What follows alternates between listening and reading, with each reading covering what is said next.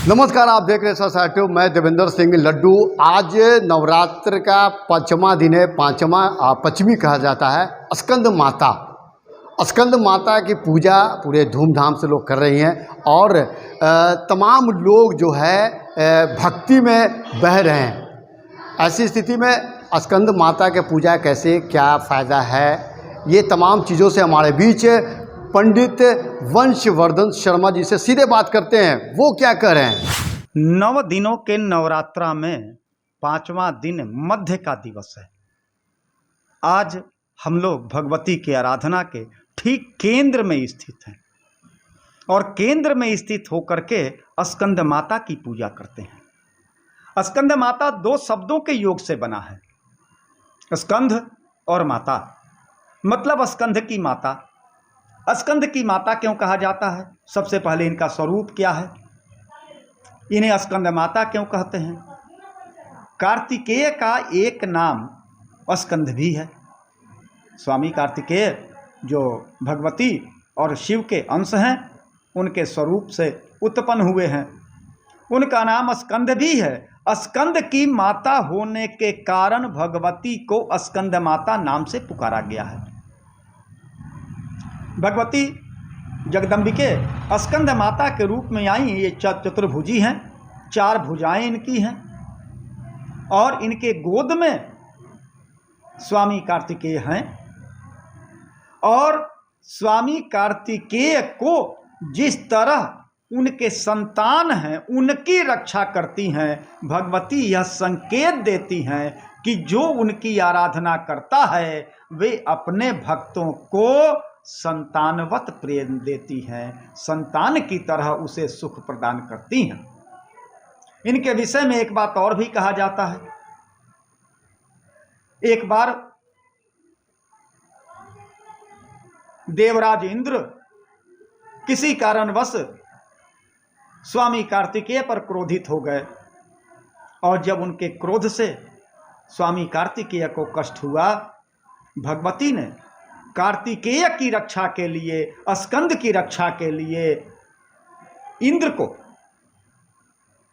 डांटा। और जब इंद्र को यह मालूम पड़ा कि भगवती उनके इस प्रकार के कार्य से दुखी हैं, तो भगवती का प्रकोप नहीं प्राप्त हो जाए, भगवती कुपित न हो जाएं और भगवती प्रसन्न रहें, इसके लिए उन्होंने भगवती की आराधना शुरू कर दी।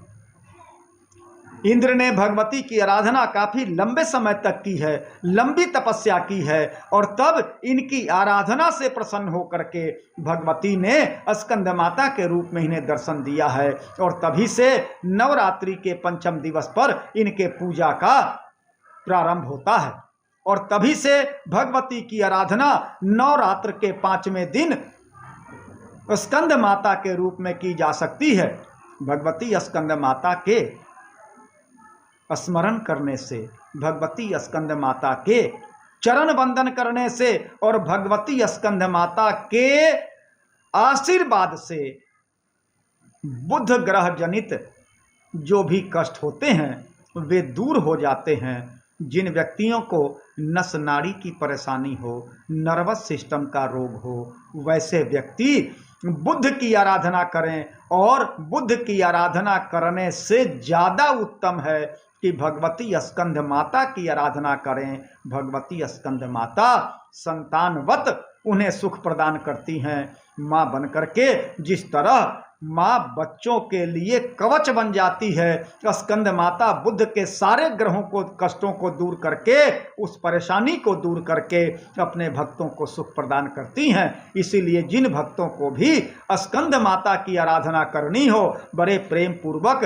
संतान बन के आराधना करें, स्वयं को कार्तिकेय मान के आराधना करें। जिस तरह कार्तिकेय की रक्षा के लिए भगवती ने कार्तिकेय को गोद में उठा रखा है, ठीक वैसे ही सभी भक्तों को भगवती गोद में उठाने के लिए तैयार हैं। लेकिन आवश्यक तो यह है कि हम कार्तिकेय की तरह भगवती के शरण में तो जाएं।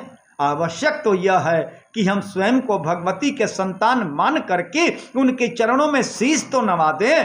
हृदय से उनके शरण में चले जाएं। भगवती सारे कष्टों को दूर करने के लिए तत्पर बैठी हैं। सभी भक्तजनों से पुनः एक बार निवेदन करना चाहूँगा कि आइए और आकर के भगवती के दरबार में स्कंद माता के स्वरूप का ध्यान करें। स्वयं को संतान मान करके, कार्तिकेय मान करके भगवती के आराधना में लग जाएं।